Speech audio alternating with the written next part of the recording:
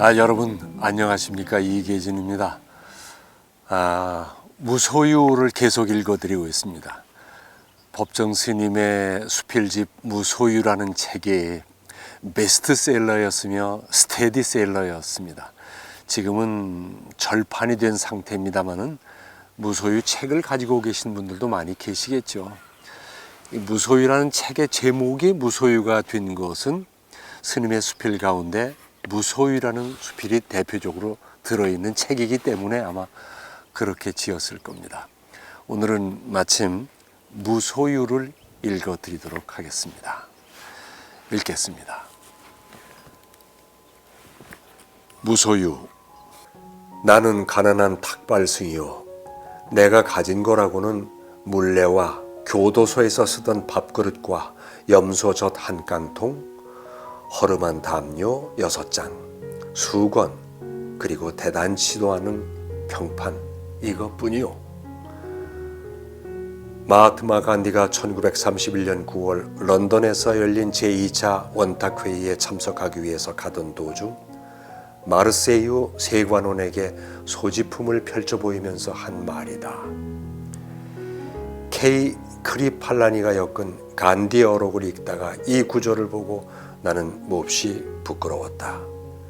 내가 가진 것이 너무 많다고 생각됐기 때문이다. 적어도 지금의 내 분수로는 그렇다. 사실 이 세상에 처음 태어날 때 나는 아무것도 갖고 오지 않았었다. 살 만큼 살다가 이 지상의 적에서 사라져갈 때에도 빈손으로 갈 것이다. 그런데 살다 보니 이것저것 내 몫이 생기게 됐다. 물론 일상에 소용되는 물건들이라고 할 수도 있다. 그러나 없어서는 안 될 정도로 꼭 기묘한 것들만일까? 살펴볼수록 없어도 좋을 만한 것들이 적지 않다. 우리들이 필요에 의해서 물건을 갖게 되지만 때로는 그 물건 때문에 적잖이 마음에 쓰이게 된다. 그러니까 무엇인가를 갖는다는 것은 다른 한편 무엇인가에 얽매인다는 뜻이다. 필요에 따라 가졌던 것이 도리어 우리를 부자유하게 얽어맨다고 할 때 주객이 전도되어 우리는 가짐을 당하게 된다. 그러므로 많이 갖고 있다는 것은 흔히 자랑거리로 되어 있지만 그만큼 많이 얽혀 있다는 측면도 동시에 지니고 있다. 나는 지난해 여름까지 난초 2분을 정성스레 정말 정성을 다해서 길렀었다. 3년 전 거처를 지금의 다래헌으로 옮겨왔을 때 어떤 스님이 우리 방으로 보내준 것이다. 혼자 사는 거처라 살아있는 생물이라고는 나하고 그 애들뿐이었다. 그 애들을 위해서 관계서적을 구해다 읽었고 그 애들의 건강을 위해서 하이포넥스인가 하는 비료를 구해오기도 했었다. 여름철이면 서늘한 그늘을 찾아 자리를 옮겨 주어야 했고 겨울에는 그 애들을 위해서 실내 온도를 내리곤 했다. 이런 정성을 일찍이 부모에게 바쳤더라면 아마 효자 소리를 듣고도 남았을 것이다. 이렇듯 애지중지 가꾼 보람으로 이른 봄이면 은은한 향기와 함께 연두빛 꽃을 피워 나를 설레게 했고 잎은 초승달처럼 항시 청정했었다. 우리 다래헌을 찾아온 사람마다 싱싱한 난초를 보고 한결같이 좋아라 했다. 지난해 여름 장마가 개노는 날 봉선사로 운어 노사를 뵈러 간 일이 있었다. 한낮이 되자 장마에 갇혔던 햇빛이 눈부시게 쏟아져 내리고 앞개울 물소리에 어울려 숲속에서는 매미들이 있는 그대로 목총을 돋구었다. 아차! 그때서야 문득 생각이 난 것이다. 난초를 뜰에 내놓은 채 온 것이다. 모처럼 보인 찬란한 햇볕이 돌연 원망스러워졌다. 뜨거운 햇볕에 늘어져 있는 난초잎이 눈에 아른거려 더 지체할 수가 없었다. 허둥지둥 그 길로 돌아왔다. 아니나 다를까 잎이 축 늘어져 있었다.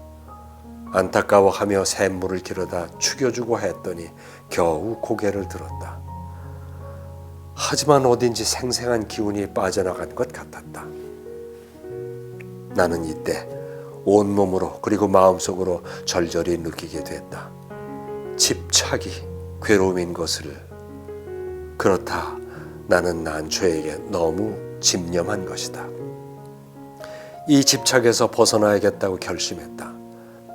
난을 가꾸면서는 산철, 승가의 유행기에도 나그네 길을 떠나지 못한 채 꼼짝을 못했다.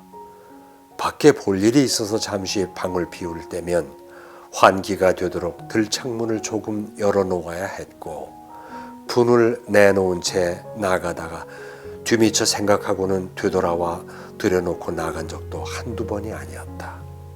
그것은 정말 지독한 집착이었다. 며칠 후 난초처럼 말이 없는 친구가 놀러왔기에 선뜻 그의 품에 그 분을 안겨주었다. 비로소 나는 얽매임에서 벗어난 것이다. 날아갈 듯 홀가분한 해방감, 3년 가까이 함께 지낸 유정을 떠나보냈는데도 서운하고 허전함보다 홀가분한 마음이 앞섰다. 이때부터 나는 하루 한 가지씩 버려야겠다고 스스로 다짐을 했다. 난을 통해서 무소유의 의미 같은 걸 터득하게 됐다고나 할까. 인간의 역사는 어떻게 보면 소유사처럼 느껴진다. 보다 많은 자기네 몫을 위해서 끊임없이 싸우고 있다. 소유욕에는 한정도 없고 휴일도 없다. 그저 하나라도 더 많이 갖고자 하는 일념으로 출렁거리고 있다. 물건만으로는 성에 차질 않아서 사람까지 소유하려 든다. 그 사람이 제 뜻대로 되지 않을 경우에는 끔찍한 비극도 불사하면서 제 정신도 갖지 못한 처지에 남을 가지려 하는 것이다. 소유욕은 이해와 정비례한다. 그것은 개인뿐 아니라 국가 간의 관계도 마찬가지다. 어제의 맹방들이 오늘에는 맞서게 되는가 하면은 서로 으르렁대던 나라끼리 친선사절을 교환하는 사례를 우리는 얼마든지 보고 있다. 그것은 오로지 소유의 바탕을 둔 이해관계 때문이다. 만약 인간의 역사가 소유사에서 무소유사로 그 방향을 바꾼다면 어떻게 될까?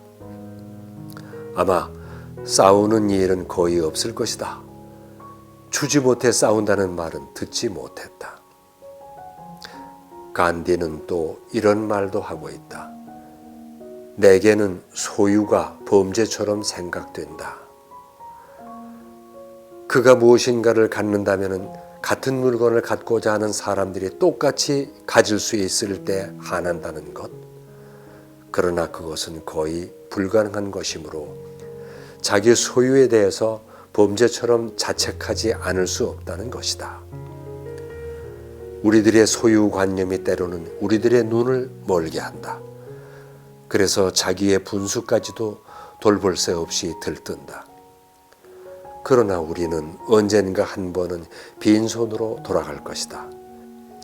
내 이 육신마저 버리고 홀홀히 떠나갈 것이다. 하고 많은 물량일지라도 우리를 어떻게 하지 못할 것이다. 크게 버리는 사람만이 크게 얻을 수 있다는 말이 있다. 물건으로 인해서 마음을 상하게 하고 있는 사람들에게는 한 번쯤 생각해 볼 말씀이다.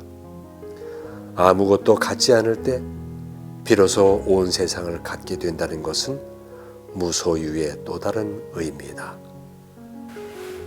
스님을 가장 유명하게 한 수필이었죠. 무소유. 이 무소유가 들어있는 책 무소유는 많은 사람들에게 참 사랑을 받았고 지금도 많이 읽히고 있습니다. 오늘 새삼 여러분 앞에 제가 읽어드렸는데 어떠셨는지요?